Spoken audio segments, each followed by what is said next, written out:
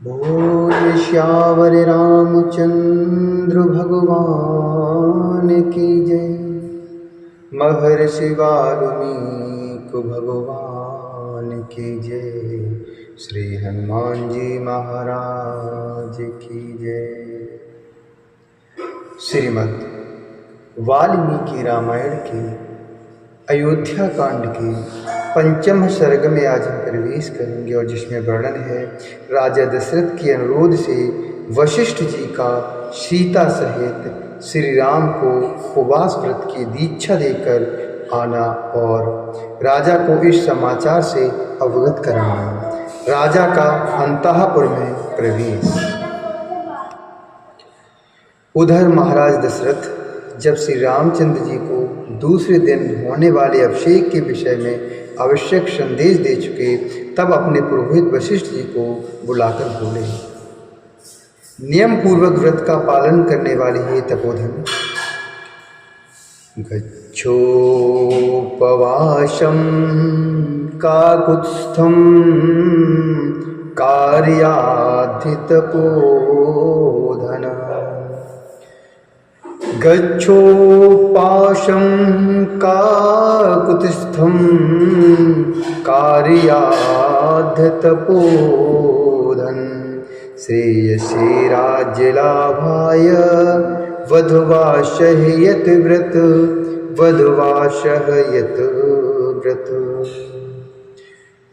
हे नियम पूर्वक व्रत का पालन करने वाले तपोधन, आप जाइए और विघ्न निवारण रूप कल्याण की सिद्धि तथा राज्य की प्राप्ति के लिए बहु सहित श्री राम से उपवास व्रत का पालन कराइए।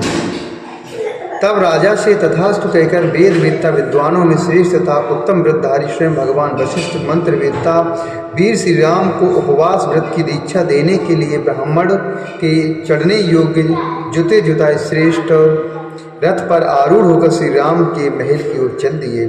श्री राम का भवन श्वेत बादलों के समान उज्ज्वल था। उसके पास पहुंचकर मुनिवर वशिष्ठ ने उसकी 3 डेवड़ियों में रथ के द्वारा ही प्रवेश किया। वहाँ पधारे हुए उन सम्मानीय महर्षि का सम्मान करने के लिए श्री रामचंद्र जी बड़ी उतावली के साथ वेग पूर्वक घर से बाहर निकले। उन मनीषी महर्षि के रथ के समीप शीघ्रता पूर्वक जाकर श्री राम ने स्वयं उनका हाथ पकड़कर उन्हें रथ से नीचे उतारा। श्री राम प्रिय वचन सुनने के योग्य थे।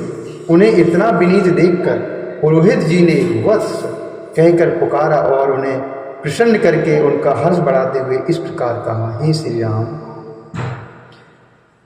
प्रसन्नस्ते पिता राम यत्त्वं राज्यं वाप्स्यसि उपवासं भवानद्ध करोतु सहसीतया करोतु सहसीतया।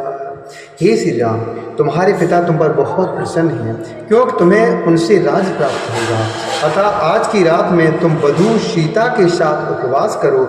हे रघुनंदन, जैसे नहुष ने ययाति का अभिषेक किया था उसी प्रकार तुम्हारे पिता महाराज दशरथ कल प्रातःकाल बड़े प्रेम से तुम्हारा युवराज पद पर अभिषेक करेंगे। ऐसा कहकर उन व्रतधारी एवं पवित्र महर्षि ने मंत्रोच्चारण पूर्वक सीता से श्री राम को उस समय उपवास व्रत की दीक्षा दी। तदंतर श्री रामचंद्र जी ने महाराज दशरथ के भी गुरु वशिष्ठ का यथावत पूजन किया। फिर वे मुनि श्री राम की अनुमति लेकर उनके महल से बाहर निकले। श्री राम भी वहाँ प्रिय वचन बोलने वाले शहदों के साथ कुछ देर तक बैठे रहे। फिर उनसे सम्मानित होकर उन सब की अनुमति लेकर पुनः अपने महल के भीतर चले गए। उस समय श्री राम का भवन हर्षोत्फुल्ल नर नारियों से भरा हुआ था और मत वाले पक्षियों के कलरवों से युक्त खिले हुए कमल वाले तालाब के समान शोभा पा रहा था। राजभवनों में श्री राम के महल से बाहर आकर वशिष्ठ जी ने सारे मार्ग मनुष्यों की भीड़ से भरे हुए देखे। अयोध्या की सड़कों पर सब ओर झुंड के झुंड मनुष्य जो श्री राम का राजाभिषेक देखने के लिए उत्सुक थे, खचाखच भरे हुए थे। सारे राजमार्ग उनसे घिरे हुए थे। जन समुदाय रूपी लहरों के परस्पर टकराने से उस समय जो हर्ष ध्वनि प्रकट होती थी उससे व्याप्त हुआ राजमार्ग का कोलाहल समुद्र की गर्जना की भांति सुनाई देता था।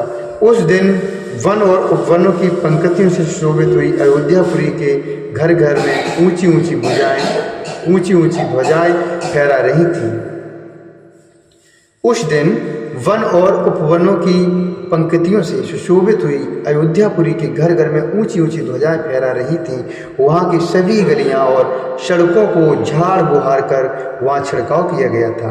स्त्रियों और बालकों सहित अयोध्यावासी जन समुदाय श्री राम के राज्याभिषेक को देखने की इच्छा से उस समय शीघ्र सूर्योदय होने की कामना कर रहा था। अयोध्या का वह महान सब प्रजाओं के लिए अलंकार रूप और सब लोगों के आनंद को बढ़ाने वाला था। वहाँ के सभी मनुष्य देखने के लिए उत्कंठित हो रहे थे। इस प्रकार मनुष्यों की भीड़ से भरे हुए राजमार्ग पर पहुंचकर पुरोहित जी उस जन समूह को एक ओर करते हुए से धीरे धीरे राजमहल की ओर गए। श्वेत जलद खंड के समान सुशोभित होने वाले महल के ऊपर चढ़कर वशिष्ठ जी राजा दशरथ से उसी प्रकार मिले जैसे बृहस्पति देवराज इंद्र से मिल रहे हों। उन्हें आया हुआ देखकर राजा सिंहासन छोड़कर खड़े हो गए और पूछने लगे कि हे मुनि, क्या आपने मेरा अभिप्राय सिद्ध किया? वशिष्ठ जी ने उत्तर दिया, हाँ, कर दिया। उनके साथ ही उस समय वहां बैठे हुए अन्य सभासद भी पुरोहित का समादर करते हुए अपने अपने आसनों से उठकर खड़े हो गए। तदंतर गुरु जी की आज्ञा लेकर राजा दशरथ ने उस जन समुदाय को विदा करके पर्वत की कंदरा में घुसने वाले सिंह के समान अपने अंतःपुर में प्रवेश किया। सुंदर वेशभूषा धारण करने वाली सुंदरियों से भरे हुए इंद्र सदन के समान उस मनोहर राजभवन को अपनी शोभा से प्रकाशित करते हुए राजा दशरथ ने उसके भीतर उसी प्रकार प्रवेश किया जैसे चंद्रमा ताराओं से भरे हुए आकाश में पदार्पण करते हैं। इत्यादि से श्रीमद् रामायणे वाल्मीकि आदि काव्य अयोध्या कांडे पंचमः सर्गा। इस प्रकार श्री वाल्मीकि रामायण रामायण आदि काव्य के अयोध्या कांड में 5वां सर्ग पूरा हुआ।